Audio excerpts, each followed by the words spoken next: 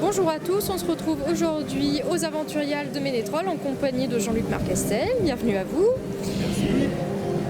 On se retrouve aussi pour le mois de l'imaginaire. Donc on avait deux petites questions à vous poser. Tout simplement, quels sont les 3 romans, ou en tout cas écrits, de l'imaginaire qui vous semblent incontournables?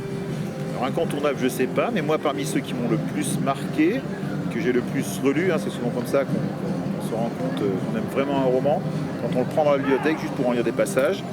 Il y aurait donc La Plaie de Nathalie Henneberg.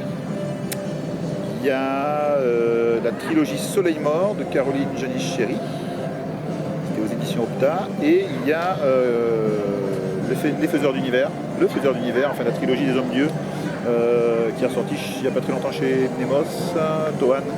Voilà. Mais pourquoi ces romans-là, ils ont des trames, des intrigues particulières, des thèmes? Parce que je trouve qu'il y a une poésie assez extraordinaire en ce moment.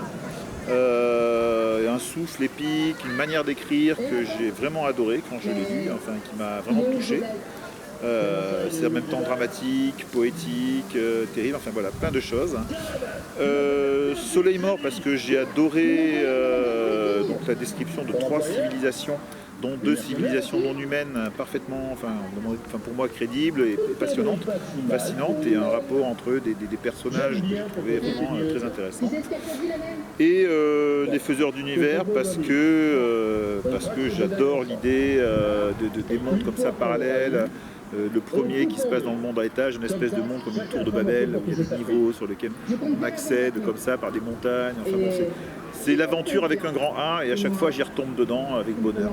Voilà. Après je pourrais en rajouter d'autres, il y a Le Pays de la Nuit, il y a John Carter, etc. Puis plein d'autres. Et en parlant de tomber, vous êtes tombé comment dedans? Comment je suis tombé dedans? Alors, bon, je lisais déjà des BD de SF, etc. quand j'étais petit. Il y avait une petite BD de SF que je disais qui s'appelait Le Scrameustache quand j'étais petit. Ah oui, c'était un espèce d'extraterrestre avec une boule C'est ça, en il y avait hauteur. une boule, et puis il avait un robot qui s'appelait Tobor.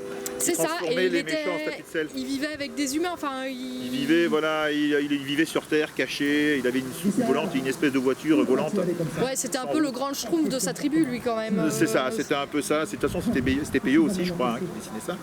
Et il avait des petits extraterrestres copains aussi, enfin c'était assez rigolo. Donc ça, bon, ça je disais ça quand j'étais petit, puis après je suis tombé dans les Marvel, etc. Mais vraiment dans les livres, c'est un jour quand mon père, quand je devais avoir 8 ans, quelque chose comme ça, on a eu marre de me voir lire des BD, qu'il a saisi dans sa bibliothèque un livre pour me le tendre. Il m'a dit, il y en a marre que tu lises des bandes dessinées, lis un vrai livre. Et il m'a tendu, c'était un livre, c'était Pour Patrie l'espace de Francis Carsac. Et donc j'ai commencé à lire et je suis tombé là-dedans. Après j'ai lu L'Épée d'Orianon, j'ai lu plein de choses, Braquette et plein d'autres auteurs, et j'ai pas arrêté. Et maintenant vous en êtes même auteur. Voilà. Et d'ailleurs, niveau projet, en cours, à venir, qu'est-ce que vous avez sur le feu? Alors, je dois rendre en début d'année prochaine la suite de Mon Pape pour l'Apocalypse, une espèce sinon un polar ésotérique un petit peu dans la lignée du Da Vinci Code, le tome 2. Enfin, indépendant, le premier est terminé, donc c'est un deuxième. Après, je vais avoir bientôt, donc, qui sort en début d'année l'année prochaine, c'est le prochain, c'est chez Léa Édition. D'accord. Ça s'appellera Terre, c'est une trilogie, en fait, un espèce de, on va dire, de planète-op post-apocalyptique qui déroule dans notre futur. Voilà, il sera en 3 volumes. Donc le premier doit sortir en début d'année aux éditions Léa.